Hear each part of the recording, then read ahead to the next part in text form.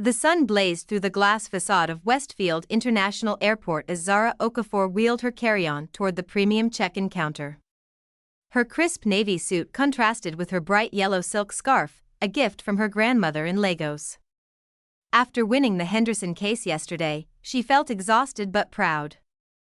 At 36, Zara had built a reputation as one of the country's most effective civil rights attorneys, though few recognized her by face.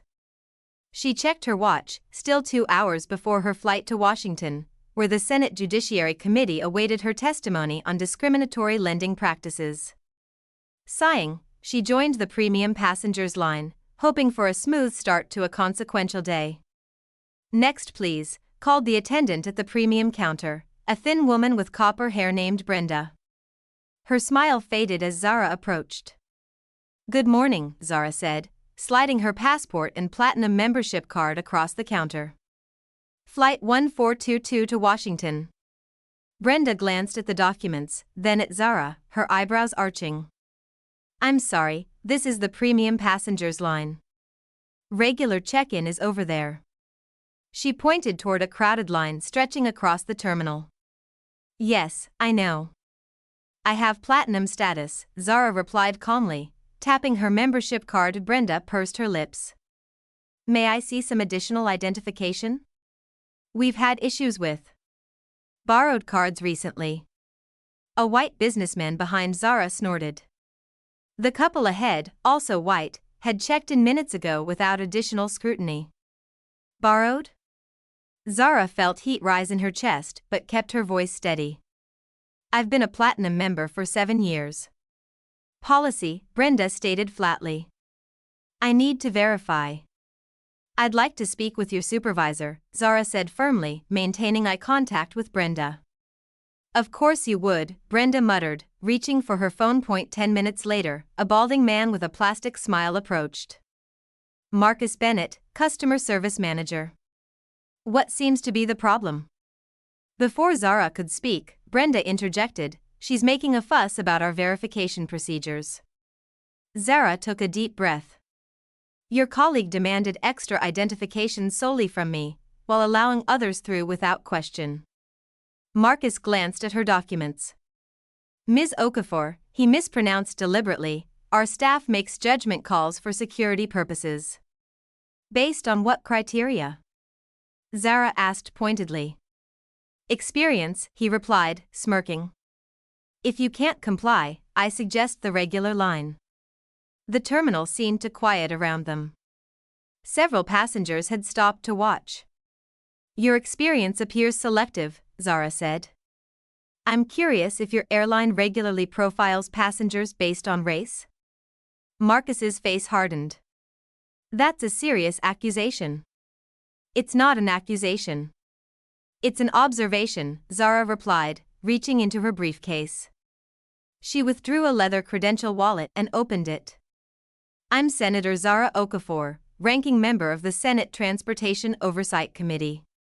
I was hoping to travel incognito today, but it seems we have a situation worth documenting." Marcus's face drained of color. Brenda's mouth fell open. "Senator?" Marcus stammered, suddenly straightening his tie. We had no idea." "Clearly," Zara said, pulling out her phone. "I've been recording this interaction, with your terminal security cameras as backup. This isn't my first experience with discriminatory treatment, but it might be the most thoroughly documented." A crowd had gathered. Someone whispered, "That's the senator who pushed through the Civil Rights Enforcement Act." "I'd like my boarding pass now," Zara continued calmly. "And perhaps we should discuss your employee training protocols. My committee begins hearings on airline discrimination next month." Within minutes, the airline's regional director, Vanessa Powell, arrived breathless at the counter. The crowd dispersed as she led Zara and Marcus to a private lounge. "Senator Okafor, I cannot apologize enough," Vanessa said, her voice trembling slightly. "This incident doesn't reflect our values." "Values are demonstrated through actions, Ms. Powell," Zara replied. "What I experienced today happens to countless travelers who lack my position. What can we do to make this right?" Vanessa asked. Not for me, Zara clarified. For everyone.